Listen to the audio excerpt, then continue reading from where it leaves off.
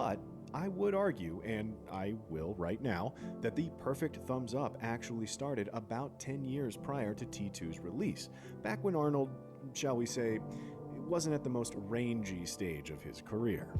I know now why you cry, but it's something I can never do. 10 years prior to the first tears shed over the thumbs up, Arnold was something of an oddity. He'd worked in movies a bit, and of course he was more famous than any other bodybuilder could ever hope to be, but he...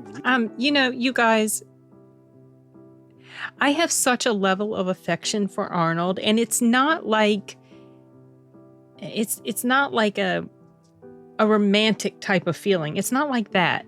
I mean, I do feel like he's quite attractive, but that's not where the feeling of affection comes from. I have this weird, almost like a familial type of feeling of affection because of how much of an impact he has had on me, on my life. He'll never know that. He'll never know of my existence. I will never get the chance to tell him this.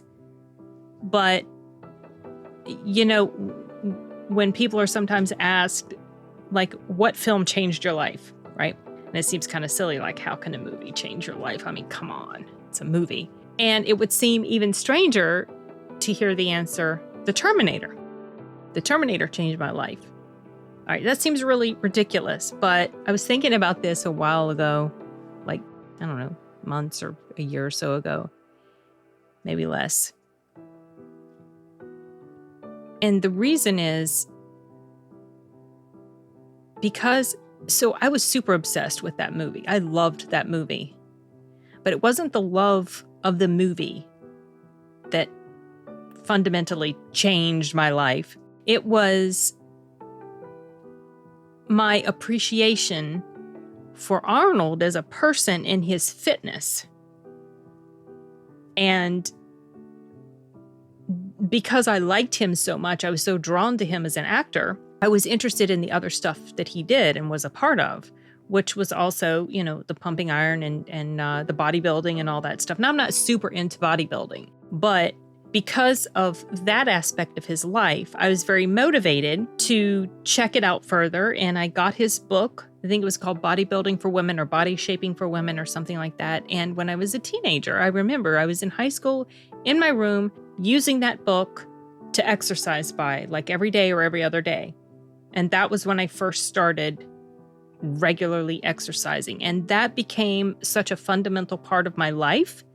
That's just like the way I am. That's just part of me. And also just other important parts of fitness and trying to eat healthy and taking care of yourself and things like that. And that all got started. The root of all of that can be traced all the way back to the Terminator because of Arnold Schwarzenegger.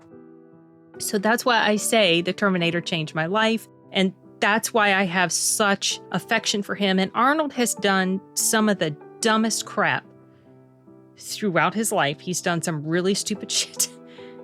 And he has said some really stupid things.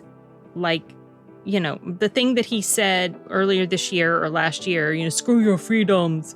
I thought that was really, really ignorant and irresponsible of him to say something like that, especially considering where he came from.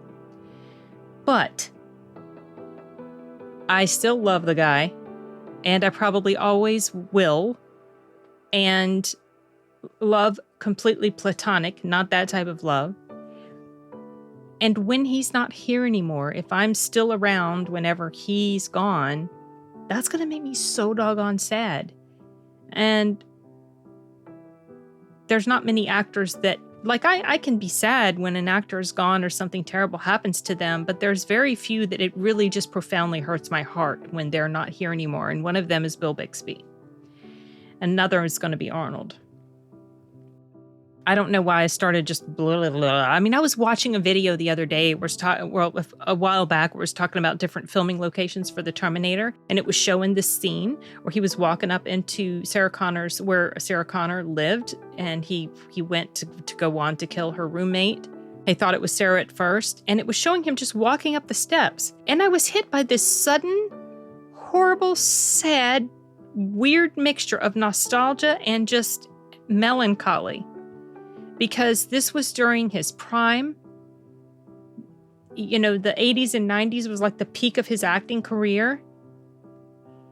And a nostalgia also for decades ago when it felt like life was simpler. Yes, I was younger, but it just feels like things are just so gross now with regard to stuff going on in society. And it just felt like a simpler time. And that just made me, that one scene made me so sad. So I started to get that feeling again when it was leading up to this particular part in the video. And so that's why I stopped and rambled on. Okay, I'm going to shut up now and get back to this. Here we go.